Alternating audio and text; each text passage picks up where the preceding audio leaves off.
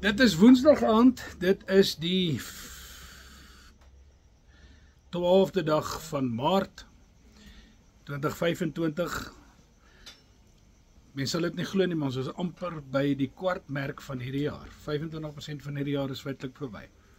En dit het gevoel vir my asof ons so pas teruggekom het van vakansie af in Desember en ons is. Maar dit is wonderlik as ons tyd kan verwyl deur 'n bietjie om die skrif te sit en nou weet julle die laaste geselsie wat ons hierso in die laappakkie gehad het was ons het gepraat oor geestelike disippelskap, ons het gepraat oor disippelskap en wat dit vereis van ons af om 'n disipel van Jesus te wees. En toe het ons hoofsaaklik gepraat oor twee baie belangrike goeters. Die eerste ene was jy moet al die dinge wat genoem word in daai skrifgedeelte wat sê, as jy my disipel wees, moet jy jouself verloon, jou kruis opneem en my volg, het ons gepraat van die drie goeters daar.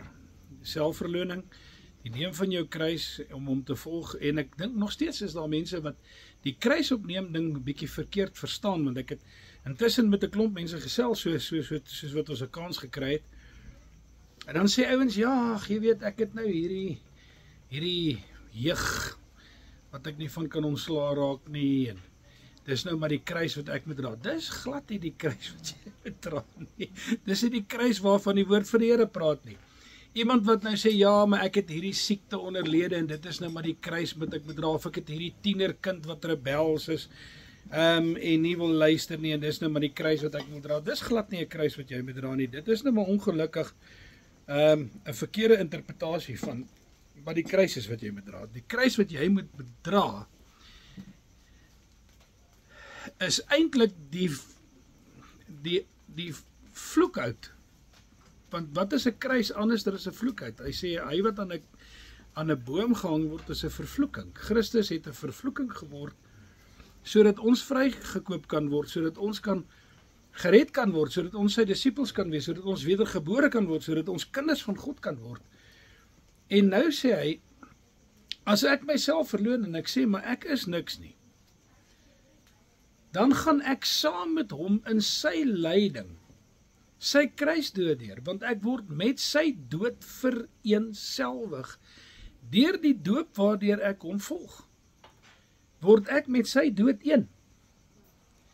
En wat was sy dood? Sy dood was 'n skandelike dood, en hy sê vir die mense, hy sê, hoorie, so moenie vir sy disippels, hy sê, moenie onder die illusie verkeer nie, die wêreld gaan julle haat, want hulle het my voor julle gehad. En 'n disipel is nie groter as sy leermeester nie, en ons het nou van daai kant af gepraat, en ek dink dit was 'n redelike geseënde gesprek wat ons gehad het, en mense het nou besef, wat presies wil die Here van ons kant af hê, dat ons moet doen om 'n disipel van Christus te wees.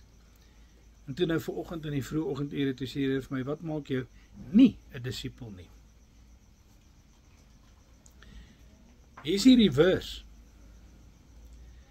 That's what will make me a disciple, what's making me not a disciple. Wat gaan maak dat ek nie 'n disipel van Christus is nie? En dit is nou God toevallig. Nee. Hy sê dit, Jesus gee hierdie lering. En dis waarheen die Heilige Gees my gevat het en gesê het, kyk 'n bietjie, wat sê die groot leermeester, Jesus Christus self. Hy kom met sy disippels, dis hier in die vroeg in sy bediening. En hy kom met sy disippels en hy verrig 'n wonderwerk. Ek gee nou so 'n bietjie die agtergrond dat julle sien wat is die konteks waaruit hierdie kom. Hy doen 'n wonderwerk. Hulle het 'n klomp mense daar na sy kos nie. En hy sê vir die disippels, wat gaan julle doen? Hy vra hierdie vraag, hy sê, wat gaan julle doen om vir hierdie mense kos te gee? Ek praat natuurlik nou van Johannes 6. Die eerste broodvermeerdering. En hulle het gesê, hulle sê vir hom, Here, nie eers 200 daglone gaan vir ons genoeg wees om kos vir hierdie mense te verskaf nie. En een disipel kom en sê, hier's 'n ouetjie, hier's 'n laaitie, hy het 'n paar visies en 'n klompie brood. En die Here sê, bring dit vir my. En nadat hy gedank het, gee hy dit vir die disippels en hy sê, deel vir die mense uit, laat hulle in groepies sit. Daar was net, as ons die mans alleen, die groot mans alleen tel, was daar 5000 van hulle. En dan was daar nog vrouens en kinders ook. So dit was 'n skare. En hy sê vir hulle, deel uit, gee vir die mense. En nadat, die skrif sê dit mooi in die nuwe vertaling, hy sê, en nadat almal geëet is en versadig was, hulle het hulle self vol geëet. Elkeen het nie net 'n happietjie gekry nie. Hulle was vol. Chokkies, hulle het gesê, yes, like, die maagie is nou lekker vol. Toe sê die Here vir hulle, tel dit wat oorgebly het op, en toe tel hulle 12 mandjies vol kos op. Nadat hy vir hulle die brood gebreek het. En Jesus het hierdie wonderwerk gedoen, en toe, net nadat hy hierdie wonderwerk gedoen het, sit al hierdie klomp mense wat nou net klaar geëet het, en hulle sê, wow, maar jy moet werklik waar hy wees waarvan die profete gepraat het, en hulle wil hom net daar en dan koning maak. En Jesus staan op en hy loop tussen hulle deur en hy gaan met die berg op alleen. Los almal net daar. En die ouens het naderhand toe dit nou donker word, het hulle maar teruggedrentel huis toe. Né? En die disippels, hulle weet nie waar is Jesus nie, hy is berg op. Hulle dink hy het seker maar gaan bid. En terwyl Jesus weg is, besluit hulle, maar hulle klim nou maar in die skippietjie en hulle vaar nou maar terug van waaraf hulle gekom het, daar na Kapernaum se kant toe, daar waar Christus groot geword het. En hierdie manne is daar in die skippie. En terwyl hulle daar in die skippie in die middel, hulle was so 5 myl uit, sê die skrif, op die see, toe kom Jesus op die water aangestap in die middel van die nag. En hulle battle is storm daar, wind en hulle roei. En Jesus kom en hy mik om by hulle verby te loop, hy wil nie eers by hulle in die skippie klim nie. En hierdie ouens raak redelik aan die paniek en hulle sê, wow, hier is 'n spook, hier is 'n gees, hier is 'n ding. En terwyl hulle so paniekerig bevange raak, sê Jesus vir hulle, moenie bevrees wees nie, dis ek. En nadat hulle eers hulle self tevrede gestel het, dit is inderdaad Jesus wat daar op die water is, toe sê hulle vir hom, okay, kom klim by ons in die skippie. En hierdie is nie die geleentheid waar Petrus oorgeklim het en op die water geloop het nie, dis die volgende geleentheid. Hierdie geleentheid kom Christus en hy klim by hulle in die skippie en 'n wonderwerk vind plaas.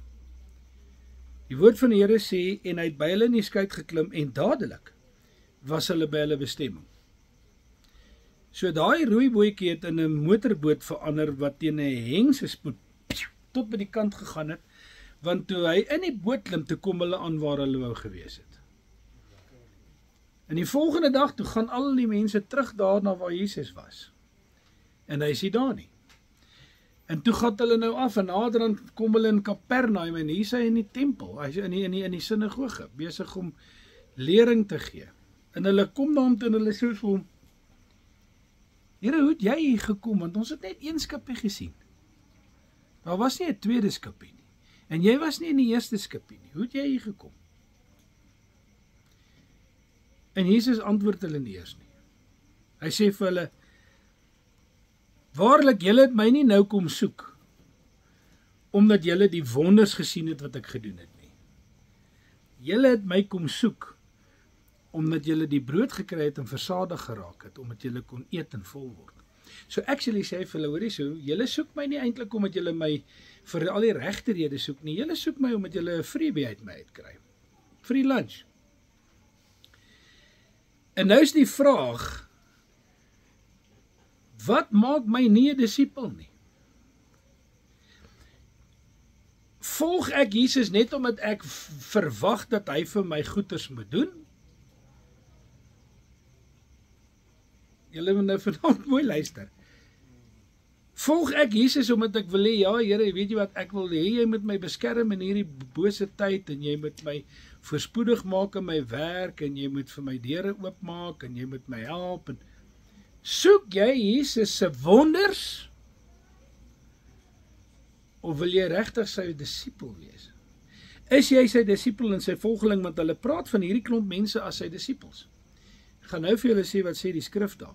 Dis nog al die tyd nou in Johannes 6. En hy sê vir hulle, julle soek my nie vir die regte rede nie. Julle soek my omdat julle die brood gekry het en julle almal julle maagies vol geëet het. Hy sê, ek sê vir julle, voorwaar, ek sê vir julle soek die verkeerde goed.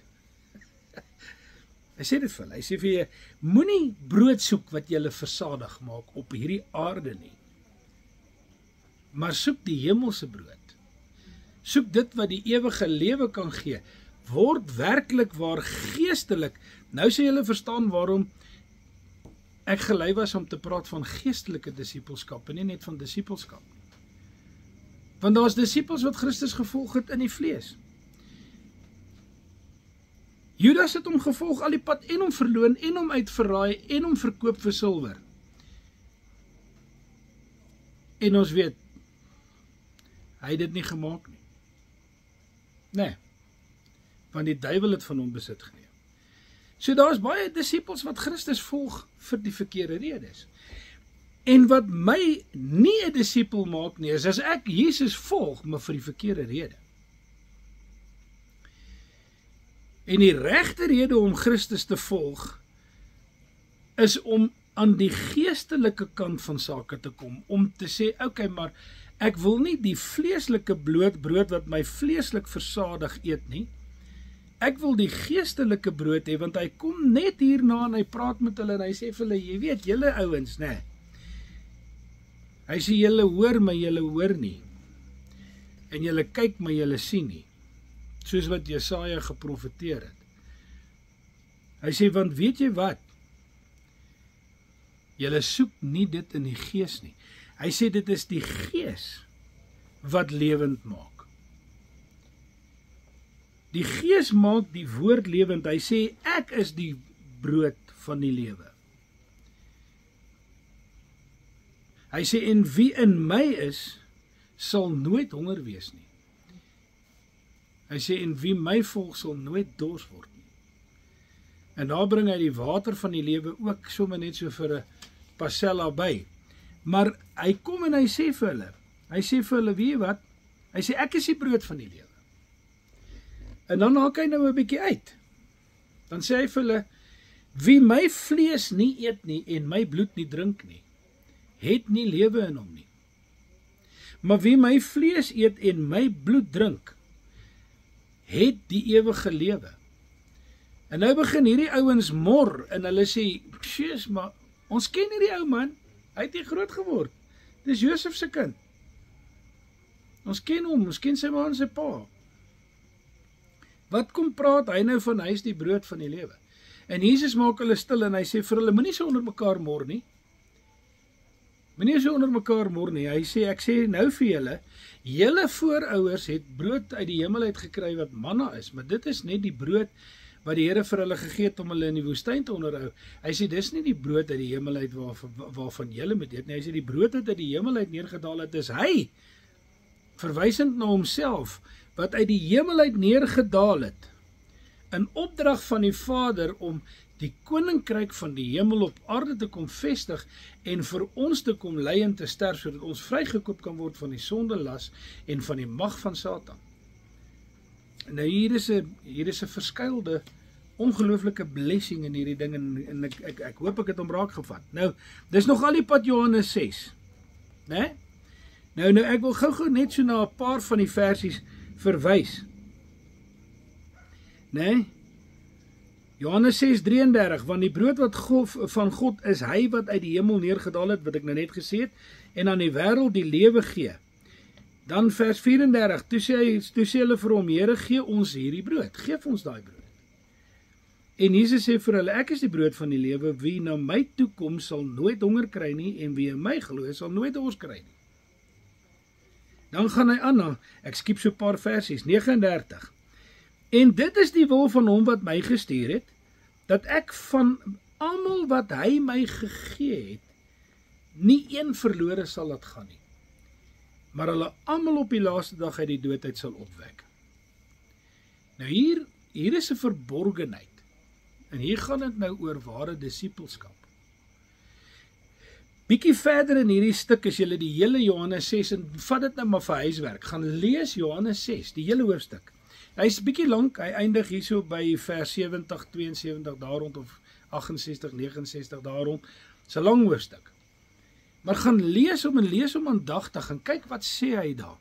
Hy sê julle moet so met my woord een word. Soos wat kos wat ons nou net hier geëet het, een met jou liggaam word. Dis nie meer dieselfde vorm nie, dit is ingeneem in jou liggaam in. Dit gaan tot in die selle van jou liggaam in, dit voed waar dit moet voed, dit maak gesond waar dit moet gesond maak, dit doen wat dit moet doen. So moet ons met sy liggaam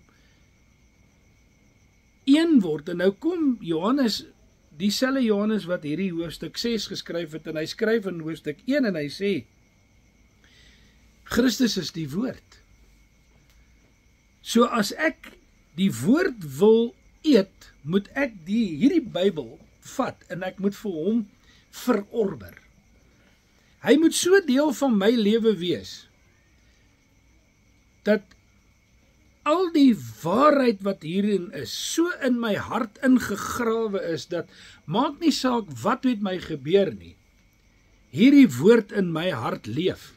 Want dit is die ware lewe, dit is wat Christus sê, dit is die lewe wat binne in julle kom, as julle met my een is.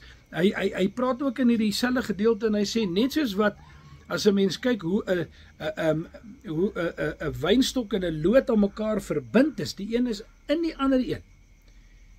En dan dra hy vrug, en dan kom hy hier in Johannes 6 en hy sê, dis hoekom julle my disippels is, sodat julle veel vrug sal dra. Dit is juist 'n teken van werklik disippelskap, is dat jy vrug dra. Nee? Ons kan Sondag kerk toe gaan. Ons kan elke ding wat daar by die kerk is bywoon, ons kan elke funksie doen, ons kan vas, ons kan allerlei dinge doen, nee, wat ons tradisioneel geleer het ensovoorts. Ek sê vanaand vir julle kategories, dit maak jou glad nie 'n disipel van Christus nie. Want dis presies waaruit hy sy disippels gaan roep het. Weet, kom ons kyk hoe het Jesus sy disippels, sy 12 disippels geroep. Die aand voordat hy hulle gaan haal, die eerste 6, want hy het hulle in 2 groepies gaan haal, het hy gaan bid op die berg dwars deur die nag. Hy het die Here se aangesig gaan soek oor wie sy volgelinge moet wees. En hy gaan haal sy volgelinge onder die vakmanne, die arbeiders, die gewone mense. Hy soek nie die dokters en die slim regsgeleerdes en die wetsgeleerdes en die Sadduseërs en die Fariseërs op en maak hulle disippels nie. Hy gaan haal eenvoudige ouens en hy sê vir hulle, volg my. Want ek dink, punt nommer 1, as jy werklik waar by 'n punt kom waar jy moet sê, okay, maar as ek 'n disipel van Jesus moet wees, is dit baie minder om jouself te verloon as jy nie hierdie vreeslike hooggeleerde ou is nie. Maar as jy hierdie vreeslike hooggeleerde ou is, dan dink jy vir jouself, yes, like, moet ek nou alles wat ek nou hier by mekaar gemaak het op hierdie aarde en al my kennis en al my wysheid en my insig en my vaardighede kruisig, sodat ek 'n disipel van Christus kan wees. Nou raak dit nogal 'n moeilike ding. Nee. Want nou moet ek nogal baie kruisig. Nou moet ek nogal baie teen hierdie kruis vaslaan. Dit is baie makliker om te sê, yes, dankie Here dat ek 'n eenvoudige mens is. Want dit is makliker om te sê, Here, weet jy wat, ek wil soos Paulus sê. Paulus kom en dan praat hy oor sy groot geleerdheid en hy was by uitstek 'n wetsgeleerde. Hy was 'n fariseer onder die fariseërs. Hy het geleer by Gamaliel. Hy het aan die voete van Gamaliel gesit, sê die skrif. Een van die mees bekendste teologiese lektore, as jy dit so wil noem, van daai tyd, was die ou wat hom opgelei het. En hy kom en hy sê, ek het dit alles as drek beskou. Nou ek dink laas keer gepraat van wat is drek, nee. Dis gogomanjoras, nee.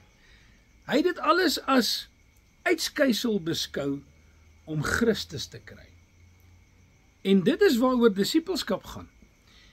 As ek nie bereid sal wees om Christus ten volle, en ek praat van die woord ten volle, want dit is Christus is die woord. Wat sê 1 Johannes? Hy sê, as iemand sê hy het nie sonde nie, dan lieg hy. Nee, en dan kom hy en dan sê hy net verder, dan sê hy, maar as ons 'n kind van God is, dan sondig ons nie. Hoekom? Omdat sy saad, hoofletter, in hom bly. Nou, ek het so vinnig vanoggend met iemand in die kantoor gepraat, en toe het Janiek hierdie stukkie gehoor, so sy kan nou hierdie 5 minute afkry. Terwyl ek hieroor praat, maar wat is die saad van die saaier?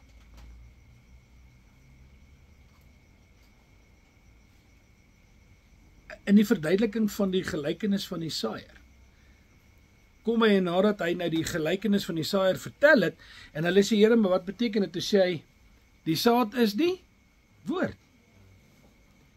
Nee, so wat Johannes sê in 1 Johannes, hy sê, ons gaan nie sonde doen nie, omdat die woord in ons is, in ons bly, ons is saturated met die woord, en die woord gaan vir jou sê, nee, maar dit wat jy nou beoog om te doen is verkeerd, draai jou rug op dit, stryd teen bloede, doen dit, doen dat, moenie val vir hierdie versoeking nie, want wat nou, die woord in jou leef, want die woord is lewend, want Johannes 1 sê, en die woord het lewend geword en onder ons kom woon, hy het vlees geword en onder ons kom woon, die woord is 'n lewende woord, 'n rhema woord, waarvan al die slimgeleerde ouens praat. Nee, en nou moet ek met daai woord so een word, hy sê, as julle in my bly, en my woord in julle, sal julle die Vader vra net wat julle wil en hy sal dit vir julle gee. Hoekom?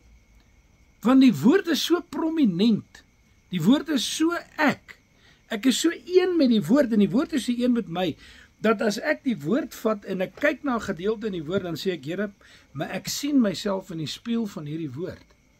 En ek sien in hierdie ene, maar hier het ek nog ietsie waaraan ek moet werk, en hier het ek nog ietsie waaraan ek moet werk, en ek moet heiligmaking nastreef, en ek moet laat die Here Jesus Christus, die werk wat hy in my begin het, voltooi en klaarmaak.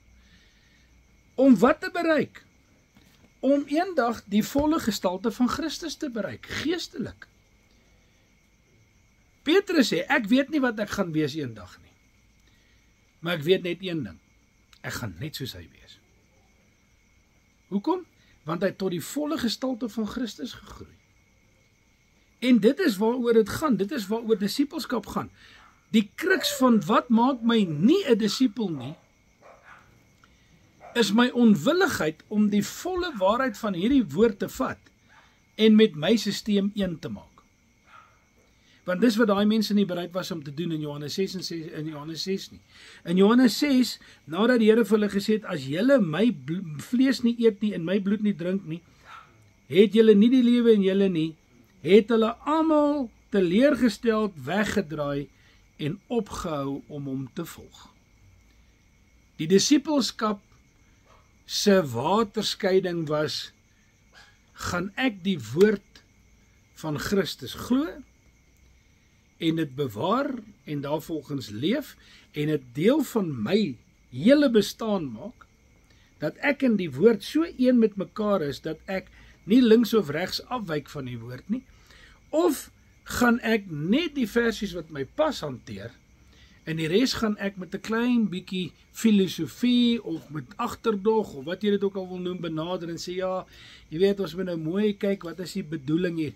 Weet jy wat, as jy so begin praat, dan soek jy verskonings om nie volgens die woord te leef nie. Dan is daar dinge in die woord wat jou actually nog bietjie aankla. Want wat sê die woord van die Here vir ons? Hy sê, die woord is vir ons gegee vir teregwysing, vir vermaaning, vir bemoediging. Die woord van die Here Jesus troef die duiwel, toe hy hom kom versoek, en hy sê, jy sal nie van brood alleen leef nie, maar van elke woord wat God gespreek het. Nou hier is die interessante ene, hulle wat bereid is om sy vlees te eet, en sy bloed te drink, in die ware sin van die geestelike, of die ware geestelike sin van die woord. en so een met Christus te word, dat hulle een is soos wat hy bid in Johannes 17 net 'n bietjie verder en sê, Here, ek bid dat hulle met my een sal wees, soos wat ek met u een is.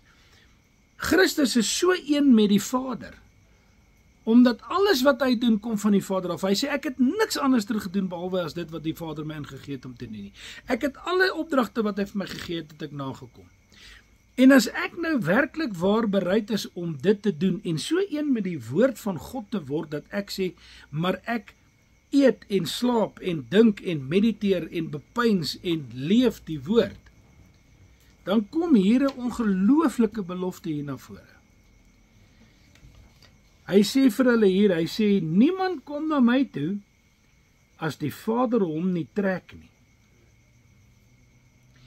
En dan kom hy aan die begin en dan sê hy, en die Vader het my die opdrag gegee om hulle wat hy vir my gee, op te pas laat nie een van hulle verlore gaan nie, en hulle almal in die laaste dag uit die dood uit laat opstaan. So wie wat, as jy werklik waar deur die Gees van die Here getrek is na Jesus Christus toe, en jy is bereid om een met sy woord te word en sy woord te eet en sy bloed te drink. Kyk, die Katolieke Kerk het natuurlik 'n vreeslike dogma daarvan. Want hulle sê in een of ander verskriklike woord, ek gaan hom nie eens probeer uitspreek nie, wat hulle nou sê, dit is nou hierdie doktrine, dat inderdaad wanneer jy die brood vat en dit eet, dan verander dit letterlik in die liggaam van Christus in. En as jy nou die wyn drink, dan word dit regtig nou die bloed van Jesus Christus. En dan maak hulle nou 'n ding daarso van daai doktrine of leerstelling. Al wat Christus sê is, jy moet so met my een word, jy moet so met my vereenselwig, dat daar geen onderskeid tussen my en jou is nie. As mense na jou kyk, moet hulle my sien. Want dan het ons 'n garantie. En die garantie wat ons het is, maak nie saak wat gebeur nie. Hy gaan ons in die laaste dae oprig uit die dood uit, en hy gaan ons saam met hom vat. Weet jy hoekom? Want hy het die Vader beloof hy gaan dit doen. Hy het gesê, hulle wat jy na my toe getrek het, wat jy vir my gegee het, sal ek nie laat een van hulle verlore gaan nie. Ek sal nie een van hulle verloor nie. Ek sal daai verlore skapie gaan haal. Hier kom die herderlike ding in. Die ouens wat op die kraal is, sal hy los, die 99, en hy sal daai een verlore skaap gaan soek en sê, hoor hierso, kom, dat ek jou op my skouer sit en jou terugvat. Want hy het daai opdrag van sy Vader aanvaar. En hy sê, en ek sal, en hy herhaal dit in 2 of 3 versies na mekaar. In 6:44 sê hy, niemand kan na my toe kom as die Vader wat my gestuur het, hom nie na my toe trek nie, en ek sal hom op die laaste dag uit die dood laat opstaan. 40, net 4 versies vroeër, 5 versies voor. Dit is die wil van my Vader, dat elkeen wat die Seun sien en in hom glo die ewige lewe het, en ek sal hom op die laaste dag uit die dood laat opstaan. En dan kom hy, dan sê hy, verseker sê ek vir julle, wie in my glo, het die ewige lewe, en ek is die brood van die lewe. Né? So wat sê hy vir ons? Hy sê vir ons, weet jy wat? As jy regtig 'n disipel wil wees, moet jy begin om in hierdie woord in te klim, met mag en mening. En nou is daar nou nog 'n dingetjie wat hy ook nou hierso sê, wat interessant is. Hy sê, dat ek nie daarby kom.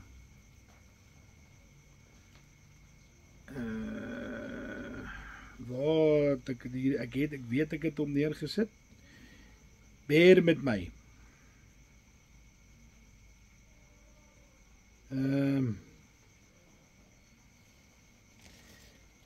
Ekskuus, ek moet hom nou net, ek kan hom vir julle so lank quote. Hy sê hierso, hy sê, as julle my werklik waar my vlees eet en my bloed drink en met my so een word, né? Hy sê dan sal die Gees van God die letters van hierdie boek lewendig maak. Hy sê die woord in die versie sê, dit is die gees wat lewend maak.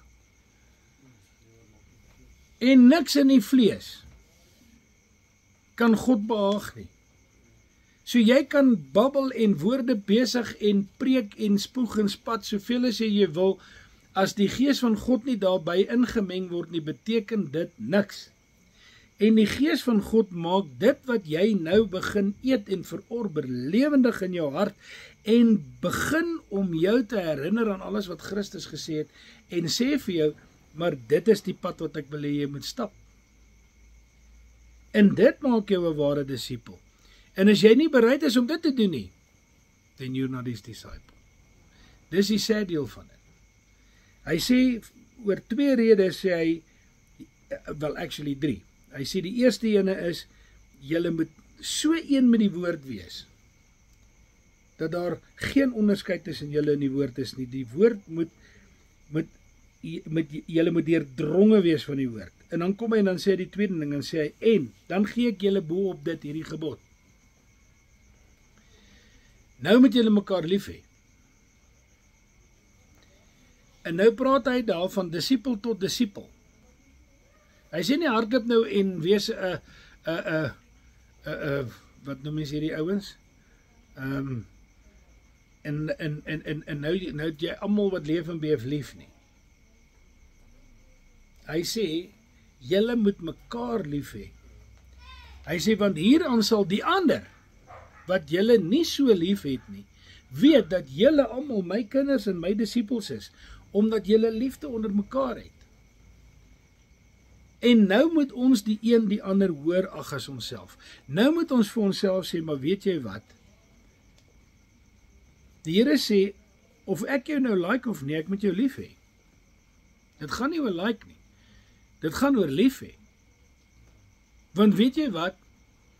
Net soos wat ek 'n disipel geword het, so het jy 'n disipel geword.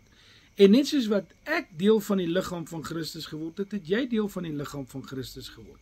En nou kom ons gaan nou terug. 1 Johannes sê, ons sondig nie meer nie, want ons het die saad, naamlik die woord in ons, wat ons help om sondevry te leef.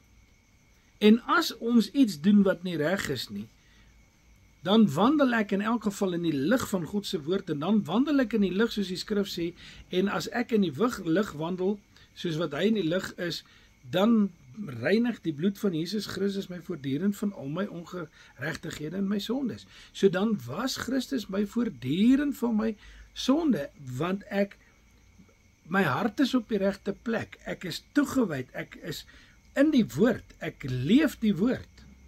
Ek wil niks doen as ek nie myself kan vind in die woord nie. En nou is dit so fantasties, hierdie woord. Kom ek gee vir julle 'n gruwelike storie in die woord, as 'n demonstrasie. Jeremia is heeltemal onskuldig. Jeremia is 'n gesalfde. Hy is die profeet, die enigste profeet wat werklik waar hoor wat die Here sê. Daar's 'n klomp profete in sy tyd wat profeteer, maar hulle is almal vals profete. En dan word hulle nogal by die naam genoem. En dan kom hulle en hulle wil so graag voorspoed oor almal uit profeteer, en dan sê Jeremia, pas op om voorspoed oor iemand uit te profeteer. Want as dit nie uitkom nie, is jy nie 'n profeet nie, en het jy nie by God gehoor. En dan gaan dit jou kom vang. Want dit is so maklik om vir iemand te sê, ja, maar weet jy wat, die Here sê dit gaan goed gaan met jou. Natuurlik sê die Here vir ons in daai selfde boek, hy sê, ek weet wat my planne vir julle is, my planne vir julle is voorspoed, nie teëspoed nie. Maar Jeremia, hierdie kragtige profeet wat geroep is, en die Here sê vir hom, moenie terugdeins nie, as jy terugdeins, dan is jy nie werd om my profeet te wees nie, jy moet teen hierdie volk opstaan. En hy gaan en hy profeteer, en hy sê net wat die Here sê hy moet sê, en nou raak hierdie ouens van kwaad, en hulle gryp hom. En hulle gooi hom in 'n dungeon, hulle gooi hom in 'n toring af van die paleis, van die koning, wat die toilet is. Onder in daai ding is net ding. En hulle gooi hom daarin. Tot so diep. Is hy in die gemors. En nou dink 'n mens by jouself, okay, hoekom hierdie ou word deur God geroep, die Here salf hom as 'n profeet, hy sonder hom af, hy sê ek sal jou bewaar, hy sê ek sal al hierdie dinge doen, en ek gee vir jou 'n woord, en jy sal jy sal vir my soos 'n dorslee wees, en jy sal my woord reguit sny. En hier land hy in die Agas. Letterlik. So, mense, as ons in 'n gemors situasie sit, of in 'n omstandigheid is waar ons nie weet waar ons wil wees nie, beteken dit nou ewe skielik die Here het ons nou verlaat, en nou moet ek gaan kyk, waar is daar sonde in my lewe, en wat het ek verkeerd gedoen, en so aan nie. Nee, soek die aangesig van die Here. Hulle gooi vir hom daaronder, terwyl hy daaronder staan, gooi hulle vir hom daar van bo af, gemifte brood, 1 stukkie 'n dag. En dan moet hy nou nog hom van daai goeders af optel en hom eet as hy hom wil eet. Ek skets nou vir julle taamlik lewendige prentjie hierso. En baie van julle is prentjie mense, so julle sien wat gebeur, né? En in daai omstandighede kom die Here se stem by hom daar in daai gemors, en hy sê vir hom, Perd, die goeie dinge kom. Ek gaan dit verander. Het sal nie altyd so bly nie. En hulle het hom daar met 'n tou uitgetrek, en hulle het hom tussen die soldate in die binneplein gesit, en tussen die soldate in die binneplein kom die woord van die Here by hom en sê vir hom, koop grond. Want ek gaan hier huise bou, en ons gaan hierdie huise bewoon, en ons gaan hier weer vrede hê, en hier gaan vreugdevure wees, en ek gaan my voorspoed laat kom. Jy sien, dit maak nie saak in watter omstandighede jy is nie. Jy kan die mees horribaalste, en hierdie is 'n horribale storie. As jy dit lees, dan dink jy by jouself, wow, kan 'n mens jou in so iets indink? En tog kom die Here in daai omstandighede, kom praat hy met hom en sê vir hom, koop. En hy doen. En hy is gehoorsaam aan die woord van die Here, en die Here bring wonderwerke, soos wat hy beloof het. Né? So wat ek vir jou sê is, ons is nie gevrywaar van bad situasies nie. Jesus praat met sy disippels voordat hy nog gekruisig is, en hy sê vir hulle, jy weet, die wêreld gaan julle haat, en alles wat ons nou van gepraat het, want julle is my disippels. En hy het oor almal iets te sê gehad, en Johannes volg vir Jesus, want Johannes was altyd binne die skaduweetrefwyte van Christus af. Hy was by Jesus, hy was die geliefde disipel, wat altyd langs Jesus was, wat altyd by Jesus was, wat altyd daai intieme gesprekke met Jesus gehad het. Daarom is sy evangelie by uitstek die geestelike evangelie teenoor die ander evangelies wat baie meer geskiedkundig is en meer verhalend is, maar Johannes se evangelie is 'n evangelie wat geskoei is op die geestelike deel van die dinge. Né? En nou kom hy en Petrus sê, wat van hierdie een? En Jesus sê vir hom, wat gaan dit jou aan van hierdie ene? Sê jou saak oor hoe hierdie ou gaan eendag doodgaan nie, en of hy gaan bly lewe tot ek terugkom nie. Jy, en hy verwys na Petrus, hy sê jy sal na baie jare, sal jy uitgelei word aan jou arm, en jou arm sal uitgestrek word, en hulle sal jou aantrek, en hy skets vir Petrus hoe hy gaan doodgaan. En hy sê vir hom, vergeet van Johannes, wat tussen my en Johannes gaan gebeur is ons saak, volg jy my, bly jy my disipel, hou jy aan om my woord te verorber, hou jy aan om te doen wat Johannes 6 sê, hou jy net aan om my disipel te wees en my te volg in alles. En ons weet wat met Petrus gebeur. Petrus was gevang en hy was toegesluit en na baie jare se foltering, toe vat hulle om hom te gaan kruisig. Toe sê hy, ek is nie waardig om gekruisig te word nie. En as julle my wil kruisig, wil ek nie soos Christus gekruisig word nie. Kruisig my onderste bo. En presies wat Christus vir hom gesê het, gebeur met hom. Nee. Daar is baie keer pryse wat ons gaan betaal omdat ons die kinders van die Here is. Johannes is nie gefolter nie, hulle het geprobeer. Hulle het hom met kookolie gegooi en hom aan die brand probeer steek, maar die Here het hom bewaar en hy is die enigste disipel wat nie 'n martelaars dood gesterf het nie. Nee. Maar die bottom line is, om 'n ware disipel van Christus te wees, moet noodwendig beteken dat ek moet so vol word van die woord van Christus, nee, dat ek in Christus letterlik een is. En as ek nie bereid is om dit te wees nie, dan gaan ek soos hierdie skare teleurgesteld wegloop en sê, sorry, dit is 'n bietjie te kwaai. Ek kan nie dit alles doen nie. Dis net te veel gevra. Bottom line is, al gebeur wat, as ek Christus se disipel is, hou hy die waak oor my. Hy is die ene wat sê, ek sal nie een van hulle verlore laat gaan nie. En ek sal hulle almal in die laaste dag opwek, uit die dood uit. So almal van ons word gegarantie, dat ons opgewek gaan word uit die dood uit, wanneer Christus weerkom, en ons in die wegrapping dalk as ons nog lewe saamgevat word, of uit die dood uit opstaan, as die eerste opstanding uit die dood uit, om saam met Christus in die lig te verenig. Beste ding van alles is, ons is die enigste ons wat loon gaan kry. Ons gaan nie geoordeel word nie, ons gaan beoordeel word. Nou kom die gelykenis in plek waar Jesus sê, en die koninkryk van die hemel is soos 'n ou wat talent uitgedeel het. Vir die een het hy 1 gegee, vir die ander het hy 3 gegee, vir die ander het 5 gegee, vir die ander het hy 10 gegee. En vir elkeen het hy gesê, ek gaan nou weg, en as ek terugkom, dan gaan ek rekenskap eis.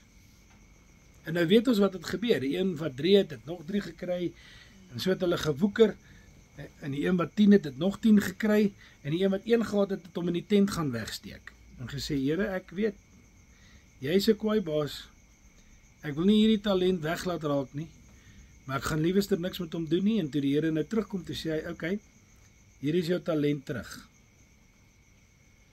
En nou weet ons, hy sê die Here, vat daai talent by daai ou, gooi hom in die buitenste duisternis waar daar 'n geween en 'n geknars van tande sal wees, en vat hierdie 1 talent, en gaan gee hom vir die een wat 10 het. Nou, dis nogal mind-boggling, nee. Hoekom gee hom nie vir die een met die 5 nie? Hoekom gee nie vir die een met die 3 nie, dan die een met die 3 daarom 4? Hoekom gee hy hom nou noodwendig vir die een wat 10 het?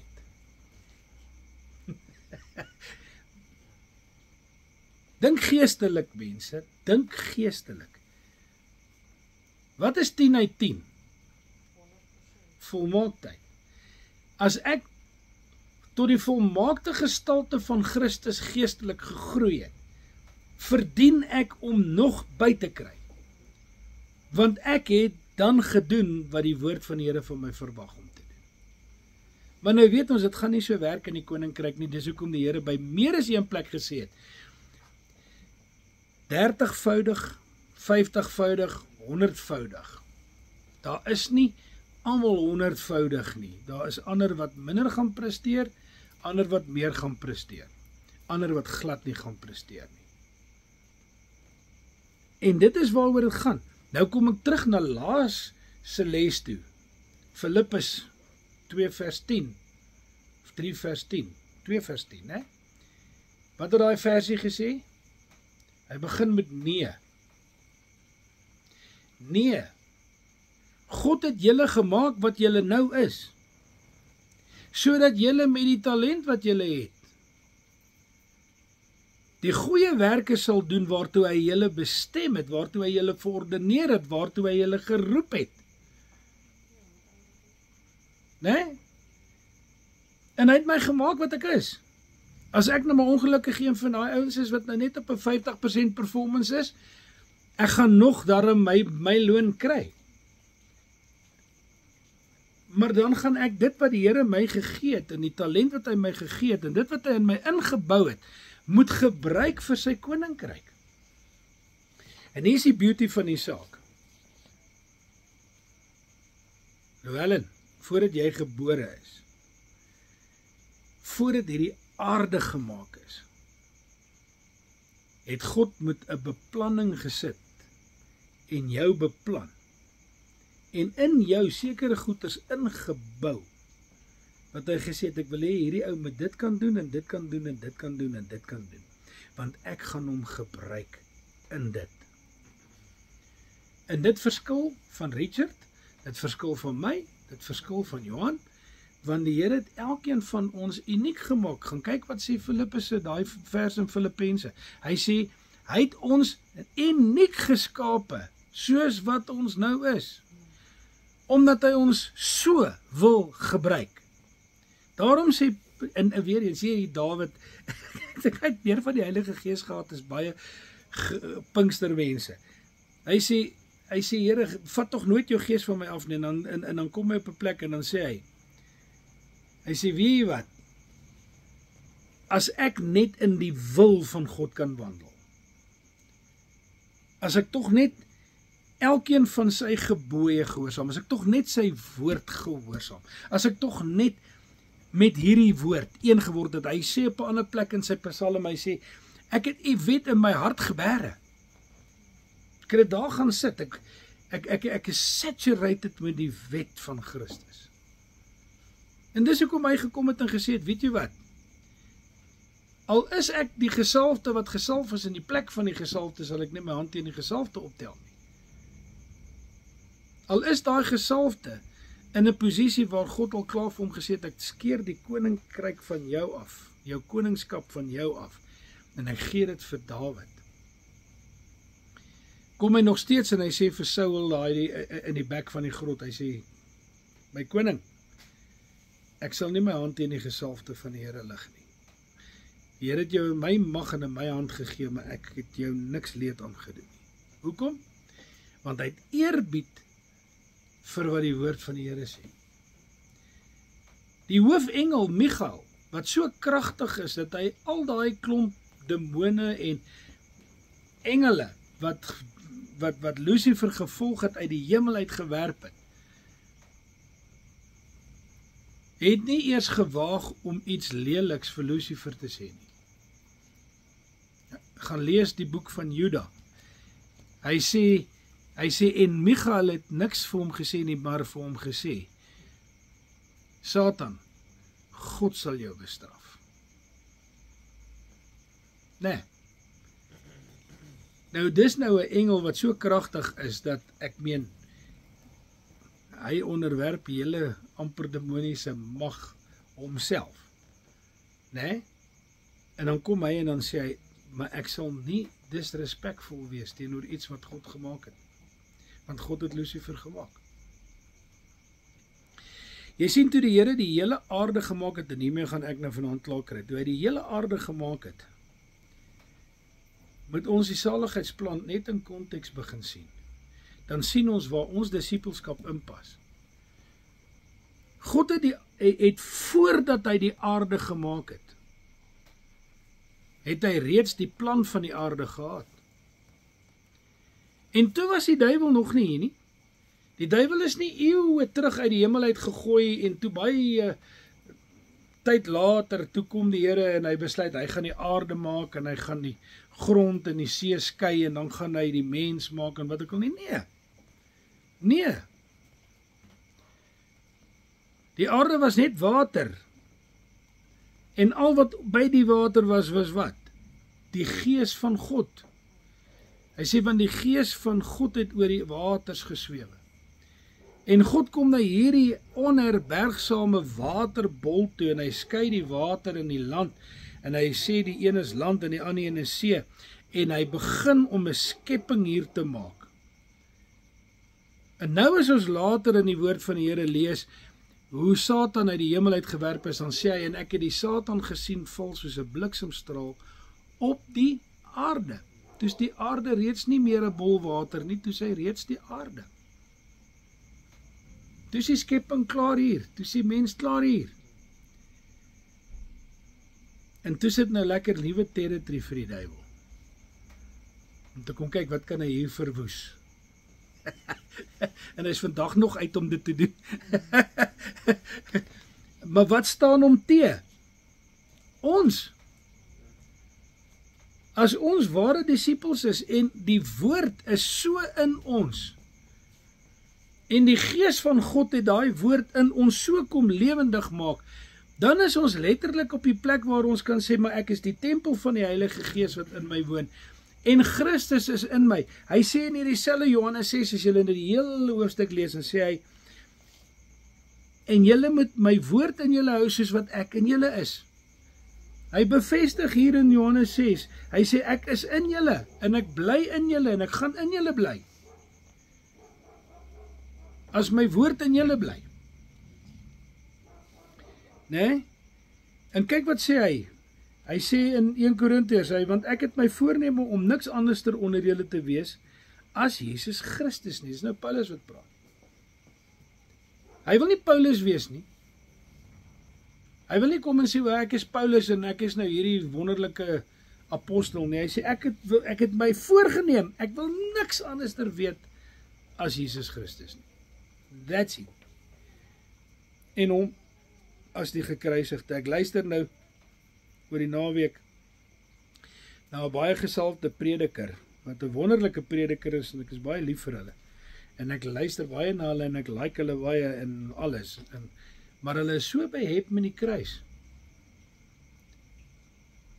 Die kruis, die kruis, die kruis. Ja, die kruis van Golgotha is 'n teken wat vir ons sê, Christus het daar gesterf. Maar die kruis in hom sigself is die vloekhout waaron Christus gesterf het. Dis nie die kruis nie. Dis Christus wat aan die kruis gesterf het en vir ons betaal het met sy bloed aan die kruis, wat eintlik die verlossing bring, nie die kruis nie. Die kruis bring nie die verlossing nie. Dis die redding wat Christus aan die kruis bewerk het wat die redding bring. En nou moet 'n mens pas op, laat jy nie begin om ikoontjies te skep en te sê, maar ek kan bid so die kruis, en ons sing so oor die kruis, en ons praat so oor die kruis, dat dit net kruis is nie. Dit is nie kruis nie. Kyk wat sê Paulus hierso, dis hoekom ek hierdie versie vir julle in my notas gesit het. Ek wil niks anderster weet as Christus nie. Ek wil niks weet van die kruis nie. Fyn, ek weet hy is die gekruisigde, want hy sê, en hom as die gekruisigde. Maar dit gaan oor hom, wat aan die kruis gesterf het. Dis 1 Korintiërs 2 vers 2. 2 Petrus 2. Yes, ek like ou Petrus ook, want hy bring al die dots van Openbaring by mekaar. Want as hierdie dinge by julle aanwesig is en toeneem, dan laat dit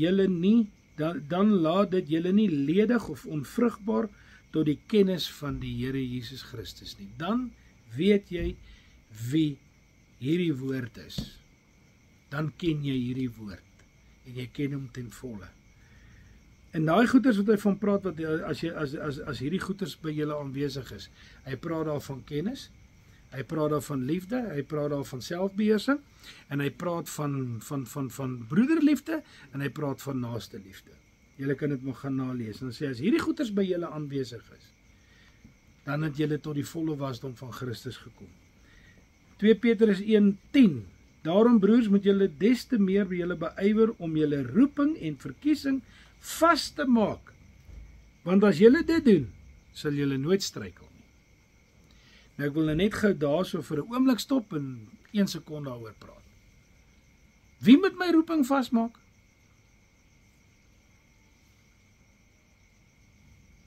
Ek. Hy sê daarom broers, julle moet des te meer julle beywer om julle roeping en verkiesing vas te maak. Niemand moet vir jou kom vertel wat jou roeping is nie.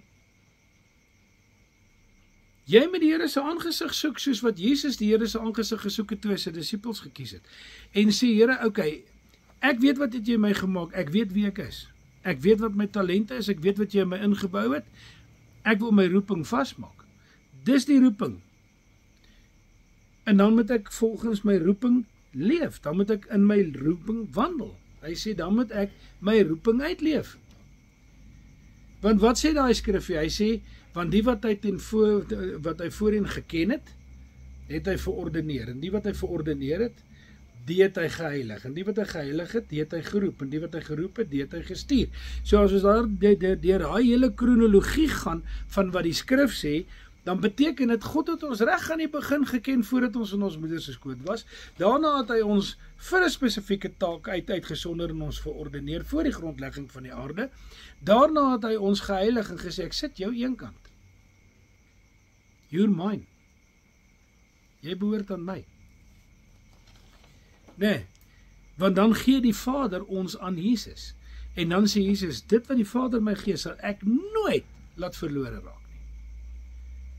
So moet nie dink, die duiwel gaan jou kom roei en stoei nie. Yes, hy gaan al sy pogings aanwend, maar Christus sal nie toelaat dat jy verlore gaan nie. Christus sal nie toelaat dat die duiwel met sy planne slaag nie. Hy kan ons finansies vasdraai, hy kan ons teespoed gee, hy kan allerlei dinge probeer. Maar hoe meer hy dit doen, hoe meer moet ek myself versterk in die roeping waarin God my geroep het en sê, Here, maar ek het hierdie woord in my wat sê, te midde van die versoeking wat kom, gee u die uitkoms. Te midde van dit wat oor my kom, sal u vir my altyd uit dit uitred. Paulus sê, ons was so in die beproewings gewees en soveel moeilikheid gewees het ons gewens het ons dood. Hy sê, maar toe kom God en hy red ons uit. Arme Jeremia staan in daai dungeon. En God kom en red hom daar uit. En maak hom die voorbeeld van wat moet gebeur. En bring deur hom die blessings en die vrede. Jy sien, ons moet nooit die plan van God, die wonderbare plan van God uit die oog uit verloor. Alles gaan oor God se wil, né? En waarvoor hy ons geroep het. Dan laaste versie, Johannes 6 vers 43, dit is die gees wat lewend maak. Die mens self kan dit nie doen nie. Die ou vertaling sê die vlees kan niks regkry nie. En dit is ook waar die dwaalleer van die Nikolaïte ingekom het, wat gesê het, maar kan ek in die vlees doen net wat ek wil, want dit is die gees wat lewend maak en dit niks met die vlees te doen nie. Dit is 'n fout. Hierdie vlees wat nou nie meer lewe nie, behoort aan God. Hy sê, julle liggame behoort nou aan my. Nee. Hy sê, verheerlik God dan in julle liggame wat nie aan julle behoort nie. So volgende keer as jy dink, okay, maar ek gaan nou 'n naal deur my neus druk. Vra eers, Here, moet ek hierdie neus wat aan jou behoort 'n gat insteek?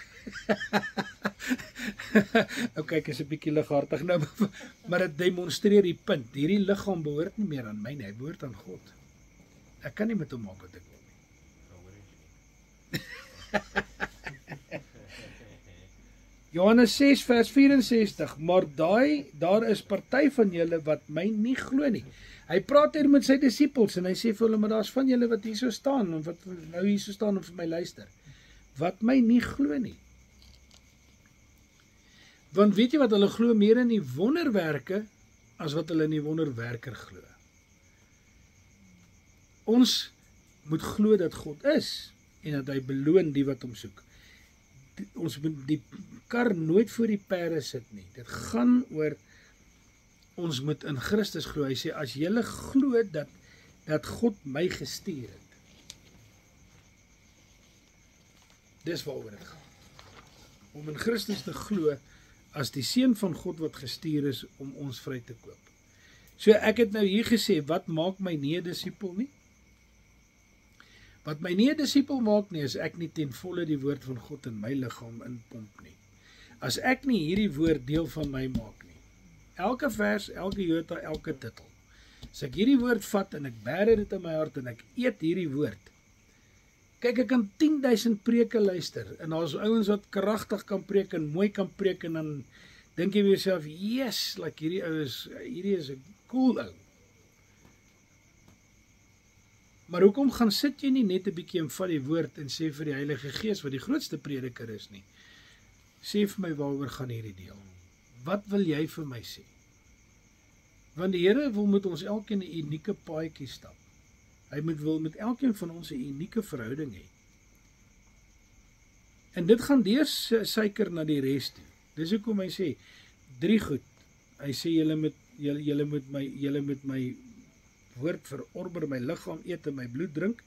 En dan kom hy en dan sê in die tweede plek moet julle liefde onder mekaar hê. Né? Daai is 'n uiters belangrike ding. Want weet jy wat? Ons het nie 'n keuse nie. Die opdrag wat die Here daar gee is nie 'n keuse nie. Hy sê ek gee julle hierdie gebod. Ek lê julle hierdie bevel op. Julle moet mekaar lief hê. Dis 'n bevel. Dis nie 'n versoek nie. Dis nie net ag as jy lus voel nie. Jy moet. Jy het nie 'n keuse nie. Soos daai ouetjie daar in die kerk jou nou so 'n bietjie irriteer. En jy dink by jouself, ek weet daarom nie of ek hierdie ou lief het nie, ek sal eerder maar waai. Nee, dan dink jy net by jouself, wat? Ek dink ek mis disippelskap. Disippelskap is nie kom vat 'n voorskootjie en kom ry die bus en kom doen iets nie. Disippelskap is om Christus se navolger te wees. In Murgenbeen. OK. Fluit, my storie is uit. Ek hoop julle het iets daar uit gekry.